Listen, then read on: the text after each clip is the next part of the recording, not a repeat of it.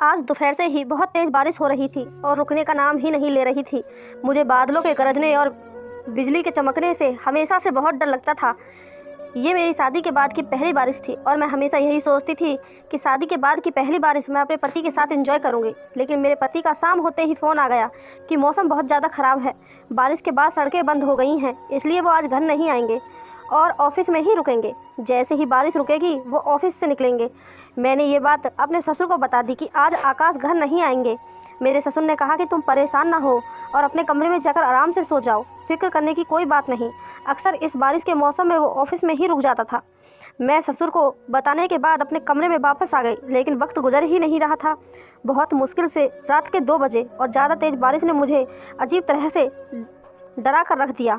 बिजली की चमक से मेरी जान निकल रही थी। मैं और अब अकेली अपने कमरे में नहीं रह सकती थी, इसलिए मैंने सोचा कि क्यों ना अपनी ननद रिया के साथ अपने कमरे में एक रात बिता दूं। मैं डरते डरते बड़ी मुश्किल से अपनी ननद के कमरे में जा पहुंची। डर के मारे मेरा बुरा हाल था। मेरी ननद का कमरा नीचे था मेरे ससुर के कमरे के साथ, जबकि मेरा कमरा ऊपर की मंजिल पर था। और शायद इसी वजह से मुझे ज़्यादा डर महसूस हो रहा था, क्योंकि मैं ऊपर बिल्कुल अकेली थी। बारिश की वजह से घर की ज़्यादातर लाइट्स भी हम लोगों ने बंद की हुई थी। अंधेरे में संभल संभल कर सीढ़ियाँ उतरते हुए मैं अपनी ननद के कमरे में दरवाजे पर पहुंची, और जैसे ही मैंने दरवाजे को हाथ लगाया तो शायद वो अंदर से लॉक नहीं था, इसलिए खुलता चला गया। मेरी ननद रिया के कमरे में हल्की सी रोशनी थी। बड़ी लाइट सब बंद थी, एक छोटी लाइट जल रही थी। अंदर कदम रखते ही जो मैंने देखा उसे देखकर मेरे रोंगटे खड़े हो गए। मुझे लगा कि शायद मुझे कोई गलतफहमी हो गई है, लेकिन आंखों देखा कैसे गलत हो सकता है। रिया की सिसकियां मुझे सुनाई दे रही थी और वो मेरे ससुर का विरोध कर रही थी, जो मेरी आंखों के सामने था। मैं अपनी जगह सुन होकर रह गई कि कोई बाप किस तरह अपनी बेटी के साथ ऐसा कर सकता है। रिया की आंखों से गिरते आंसू और कमीज के खुले बटन ने मुझे बहुत कुछ होने का एहसास हो गया था। उस वक्त तो मुझे मेरे ससुर एक वैसी दरिंदा मालूम हो रहा था जो रिया पर जुल्म का पहाड़ तोड़ रहा था। रिया एक बिन बाप की बच्ची थी जिसकी माँ 5 साल पहले चल बसी थी। ना जाने रिया के ऊपर ये जुल्म कब से हो रहा था, और आज मुझे समझ आया कि रिया का रवैया ऐसा क्यों था। उसकी खोई हुई आंखों का राज मुझे आज पता चला था। मैं उस घर में आज से 1 साल पहले शादी करके आई थी। मैं और आकाश एक ही यूनिवर्सिटी में पढ़ते थे और आकाश ने मुझे वहीं पसंद किया था।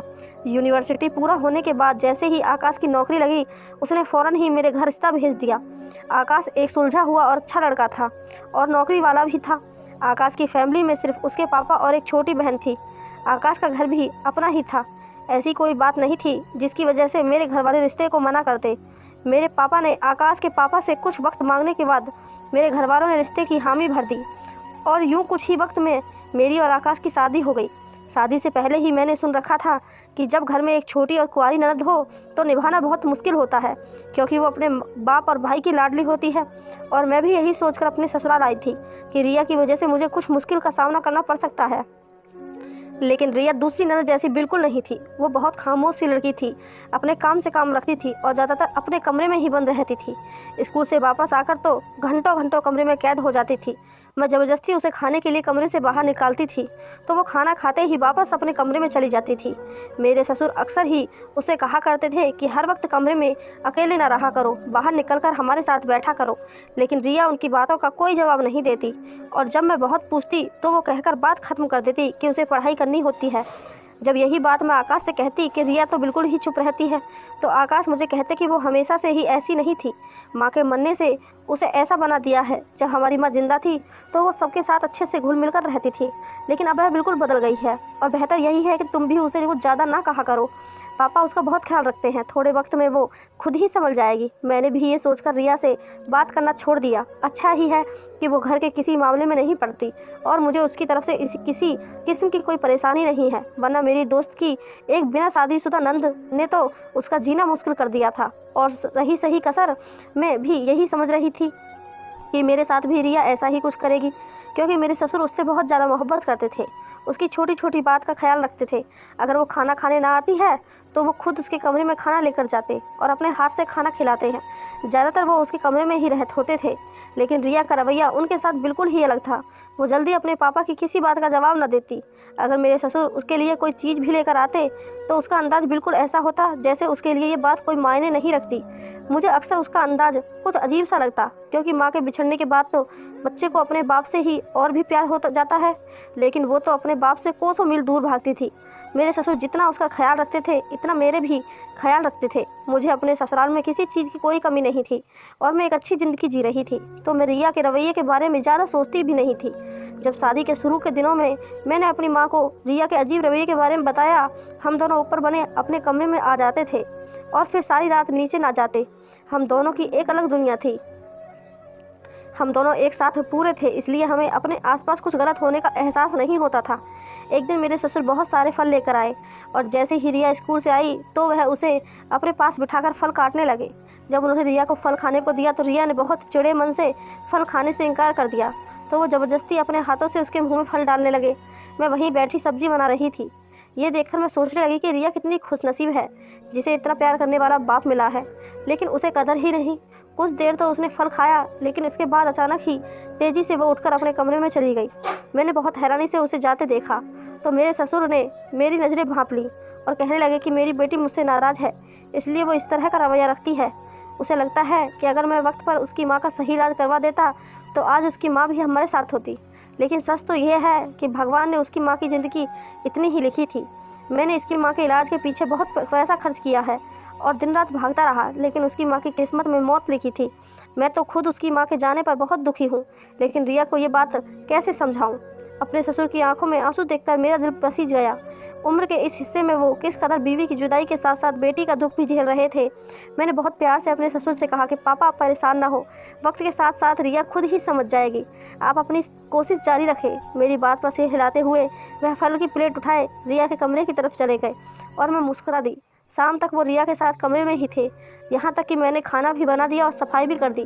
पहले मैंने सोचा कि मैं भी रिया के कमरे में जाकर उन दोनों के साथ बैठ जाऊं, लेकिन फिर मैंने सोचा कि उन दोनों बाप बेटी के बीच में भला मेरा क्या काम है, और मैं अपने कमरे में वापस आ गई। हमारे घर में रोज़ का यही था, मेरे ससुर रिया के पीछे पीछे उसके नखरे उठाते फिरते और रिया उन्हें बहुत नखरे दिखाती। कभी कभी तो मुझे रिया से जलन महसूस होती कि वो कितनी खुशनसीब है कि उसे इसका बाप हर चीज़ देने को तैयार है, जबकि मेरे घर में मेरे साथ ऐसा कुछ नहीं था। मैं अपने बाप की तीसरी बेटी थी। ऐसा नहीं था कि मेरा बाप मुझसे प्यार नहीं करते थे, लेकिन जैसी मोहब्बत मेरे ससुर रिया से करते थे, ऐसी मोहब्बत और इज्जत मेरे बाप ने कभी मुझे नहीं दी थी। मेरा बाप तो हम बेटियों से एक फासले पर रहता था और हमारे तरफ से जो कोई भी बात होती है वो हमारी माँ से ही कहते थे। लेकिन मुझे क्या पता था कि मेरे ससुर का रिया के पीछे पीछे फिरने का असल मकसद क्या है। अगर बारिश इतनी तेज़ ना होती और बिजली कड़कने की आवाज़ से मेरी जान ना निकली होती तो शायद मैं सब कुछ जान ही नहीं पाती कि मेरे ससुर तो अपनी ही बेटी को अपने सुख के लिए बर्बाद कर रहा था। जैसे ही उस रात मैं कमरे में गई तो ये देखकर मेरे पैरों तले ज़मीन निकल गई कि मेरे ससुर रिया को ज़बरदस्ती जकड़कर उसके साथ बहुत ही ख़राब सलूक कर रहा था, और वो इस कदर डूबा था कि उसे मेरे आने की खबर ना हो सकी। मेरे ससुर पर पूरी तरह से शैतान सवार था और रिया जो कि बिल्कुल सहमी सी थी, उसकी सिसकियों से सारा कमरा गूंज रहा था। वो हल्की हल्की विरोध कर रही थी, लेकिन शायद उसके अंदर जान बाकी नहीं रही। ना जाने वो कब से सब कुछ सह रही थी। उसका चुपचाप रहना, अपने बाप से चिढ़ना, खुद को कमरे में बंद रखना, उसकी एक एक आदत के पीछे छुपी वजह मुझे आज समझ आई थी। जैसे ही मेरे ससुर को मेरी मौजूदगी का एहसास हुआ, वो सारा को छोड़कर पलटे और मुझे खड़ा देखकर चौंक गए। शायद उन्होंने सोचा कि नहीं था कि रात के इस वक्त अपने कमरे से निकलकर नीचे भी आ सकती हूँ। मुझे देखकर उनके चेहरे के रंग बदल गए और वह घबरा गए। हकलाते हुए मुझसे पूछने लगे कि बहू तुम यहाँ क्या कर रही हो, तुम्हें कुछ चाहिए? मैंने आगे बढ़कर रिया का हाथ पकड़ा, उसे अपने पीछे छुपा लिया।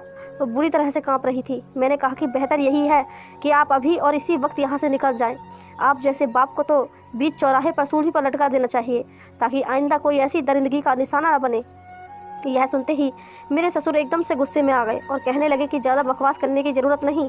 रिया ने मेरे खिलाफ़ तुम्हारे कान भर दिए हैं, तभी ऐसी बातें कर रही हो। मैं अपने ससुर की बात पर हैरान रह गई, क्योंकि मैंने सब कुछ अपनी आंखों से देखा था। मैंने गुस्से में कहा कि आप नीच इंसान हैं कि इतना बड़ा गुनाह करने के बावजूद भी आपको ज़रा सा पछतावा नहीं। मैं आपसे आखिरी बार कह रही हूँ, अगर आप अभी और इसी वक्त यहाँ से नहीं गए तो मैं पुलिस को फ़ोन करके बुला लूँगी। मेरी ज़रा सी धमकी से डरकर कमरे से बाहर निकल गए और मैंने जल्दी से कमरे का दरवाज़ा बंद किया। रिया की हालत बहुत ख़राब थी और मैं भी बहुत ज़्यादा डर गई थी, लेकिन ना जाने मैंने कैसे इतनी हिम्मत कर ली। मैंने आगे बढ़कर उसे गले लगा लिया तो वह फूट फूट कर रोने लगी। ना जाने कितने अरसे का गम उसके दिल में जमा था, इसलिए मैंने उसे रोने दिया। और जब रो कर उसका दुख कुछ कम हुआ तो उसने मुझे खुद ही बताना शुरू कर दिया कि वो 10 साल की थी जब उसकी माँ की शादी मेरे ससुर से हुई। रिया की इस पहली लाइन पर ही मैंने हैरत से उसकी तरफ देखा और पूछ बैठी, क्या तुम आकाश के पापा की बेटी नहीं हो? जिस पर रिया ने ना में सर हिला दिया। और बताने लगी कि जब वो 10 साल की थी तो उसके सगे बाप की मौत हुई थी। लेकिन फिर अचानक ही रिया की माँ ने आकाश के पापा से शादी कर ली। आकाश के पापा रिया की माँ के साथ साथ रिया का भी बहुत ख्याल रखते थे। रिया की माँ बहुत खुश थी कि उसे इतना अच्छा पति मिल गया है जो उसकी बेटी को भी पूछ रहा है, लेकिन वह नहीं जानती थी कि आकाश के पापा की नीयत में खोट है। रिया ने बताया कि जब उसकी माँ जिंदा थी, आकाश के पापा उस वक्त भी रिया के साथ बहुत अजीब हरकतें करते थे। रिया की उम्र 14 साल हो चुकी थी और वो जवानी की दहलीज पर कदम रखी थी। उसे सही और गलत का अंदाज़ा होने लगा था। वो समझ रही थी कि उसका दूसरा बाप जिस अंदाज से उसे देखता है और हाथ लगाता है वह गलत है। रिया सिसकियाँ भरते हुए बता रही थी कि आकाश का पापा उसकी माँ की मौजूदगी में ही उसे ज़बरदस्ती अपने कमरे में सोने पर मजबूर करता, और जब उसकी माँ गहरी नींद में होती तो वो रिया को परेशान करने लगता। कुछ वक्त रिया ये सब कुछ बर्दाश्त करती रही, लेकिन फिर एक दिन उसने अपनी माँ से इस बारे में बता दिया तो उसकी माँ ने उस पर भरोसा करने की बजाय उसके मुंह पर एक थप्पड़ जड़ दिया और कहने लगी कि तुम्हें शर्म नहीं आती? अपने बाप के बारे में ऐसी बात करती हो? वो हर वक्त तुम्हारा ख्याल रखते हैं और तुम उन्हें को गंदा कह रही हो। मेरी सगी माँ ने भी मुझ पर भरोसा नहीं किया तो मैं किसी और से क्या गिला करती। दिन गुजरने के साथ साथ मेरा ये दूसरा बाप शेर होता जा रहा था। जैसे जैसे मैं जवान हो रही थी उसकी नीयत और ख़राब होती जा रही थी। पहले तो वो सिर्फ मुझे थोड़ा बहुत तंग किया करता था, लेकिन जैसे जैसे मैं जवान हो रही थी वो अपनी हर हद पार करता जा रहा था। वो एक दिन ऐसा हुआ कि जब उसने सारी हदें तोड़ दी। मेरी माँ किसी काम से बाजार गई थी और जब वापस आई तो उसने सब कुछ अपनी आंखों से देख लिया, और इसके बाद वो मुझे ही कसूरवार ठहराने लगी कि मैंने उसके पति को बहकाया है और मैं एक आस्तीन में छुपी नागिन हूँ जिसने अपनी ही माँ का घर खराब किया है। मैंने अपनी माँ को लाख समझाने की कोशिश की कि मेरा कोई कसूर नहीं है, मैं तो खुद हालात की सताई हूँ, लेकिन मेरी माँ को बिल्कुल भी यकीन ना आया और उससे ये बात बर्दाश्त ना हुई और उसे दिल का दौरा पड़ गया। कुछ दिन अस्पताल में रहने के बाद वो ज़िंदगी की बाजी हार गई, लेकिन जाने से पहले उसे इस बात का एहसास हो गया था कि कसूरवार मैं नहीं बल्कि उसका पति है। मेरी माँ ने मरने से पहले मुझसे माफ़ी मांगी, लेकिन मुझे उस माफ़ी की कोई ज़रूरत नहीं थी, क्योंकि अगर मेरी माँ पहले ही दिन मेरी बात पर यकीन कर लेती तो नौबत यहाँ तक नहीं आती और यूँ रोज़ रोज़ अपनी ही सौतेले बाप के हाथों बर्बाद ना होती। माँ के मरने के बाद पहले तो मैंने सोचा कि मैं ये घर छोड़कर कहीं चली जाती हूँ, लेकिन फिर मुझे इस बात का एहसास हुआ कि मैं अकेली औरत के लिए तो ये सारा ही ज़माना एक दरिंदा है, और मैं तो बिल्कुल जवान लड़की थी। मैं इस घर को छोड़कर जाती भी कहाँ, मेरे साथ भी यही सब कुछ होता। मजबूरन मुझे अपनी किस्मत के साथ समझौता करना पड़ा। मैंने कभी ये बात आकाश भाई को नहीं बताई, क्योंकि मुझे डर था कि अगर आकाश भाई मेरी बात का भरोसा नहीं करेंगे तो मैं कहाँ जाऊँगी। मेरी माँ के मरने को 6 साल होने वाले हैं और इन गुजरे 6 सालों में हर दिन मेरे सौतेले बाप ने मेरे साथ ऐसा ही सलूक किया है। मैंने रिया के हाथों को अपने हाथों में दबाया, उसे यकीन दिलाया कि अगर आज के बाद उसके साथ ऐसा कुछ नहीं होगा। मैंने उससे कहा कि अगर तुम पहले ही मुझे ये बात सब बता देती तो मैं तुम्हारी मदद ज़रूर करती। जिस पर रिया एक तक सी हंसी और कहने लगी, मैं वो हूँ जिस पर उसकी माँ ने भरोसा नहीं किया, तो आप कैसे करती। रिया की हंसी में छिपे दर्द ने मेरा दिल छलनी करके रख दिया। बारिश अभी तक थमने का नाम नहीं ले रही थी, लेकिन सुबह होने के साथ साथ बारिश का जोर टूटने लगा। मैंने बाकी की रात रिया के साथ उसके कमरे में ही बंद होकर गुजारी। बारिश बंद होने के बाद जैसे ही आकाश घर आए तो मैंने हिम्मत करके उनके सामने सारा सच बयान कर दिया। उनके लिए इस बात पर विश्वास करना बहुत मुश्किल ज़रूर था, लेकिन नामुमकिन नहीं था। वो भी रिया के बदले हुए रवैये को बहुत ज़्यादा महसूस करते थे, लेकिन उन्हें इस बात का बिल्कुल भी अंदाज़ा नहीं था कि इसके पीछे उनके पापा का हाथ है। आकाश गुस्से में अपने बाप के कमरे में गए। वो बिस्तर पर लेटे थे। आकाश ने उन्हें आवाज़ दी, लेकिन उनके जिस्म में कोई हरकत न थी। आकाश ने आगे बढ़कर उन्हें हिलाया तो उनकी गर्दन एक तरफ मुड़ गई। आकाश ने फ़ौरन ही डॉक्टर को बुलाया तो पता चला कि आकाश के पापा की मौत हो गई थी। आकाश के पापा जान गए थे कि अब उनका सच अब आकाश के सामने आने वाला है, और शायद इसलिए वो इस बात को बर्दाश्त न कर सके। उनका बेटा उनकी हकीकत जान जाएगा, और इसलिए दिल का दौरा पड़ते ही वो मौके पर दम तोड़ गए। उनकी मौत ने रिया को हर दिन मरने से तो बचा लिया था, लेकिन कुछ भी हो, कभी भी पति हो या पत्नी, दूसरी शादी कभी भी नहीं होनी चाहिए। शादी तो पति पत्नी के बीच होती है, लेकिन उनके बच्चे सारी ज़िंदगी के लिए बर्बाद होकर रह जाते हैं। हमारे बीच में ना जाने कितनी बच्चियाँ रिया जैसी हैं जो अपने सौतेले बाप के जुल्मों का शिकार है। पति पत्नी को एक दूसरे को छोड़ देने से पहले अपने मासूम बच्चों पर ज़रूर नज़र डालनी चाहिए, ताकि कोई बच्ची किसी दूसरे के हाथ का खिलौना ना बन सके। और अगर कोई अपने आसपास किसी का भी बदला हुआ रवैया देखे तो उसे नज़रअंदाज बिल्कुल ना करे, बल्कि उसको समझने और जानने की कोशिश करे। आपको मेरी कहानी के बारे में क्या राय है, मुझे कमेंट करके ज़रूर बताएं। और कहानी अच्छी लगी हो तो चैनल को सब्सक्राइब, वीडियो को एक लाइक ज़रूर करें।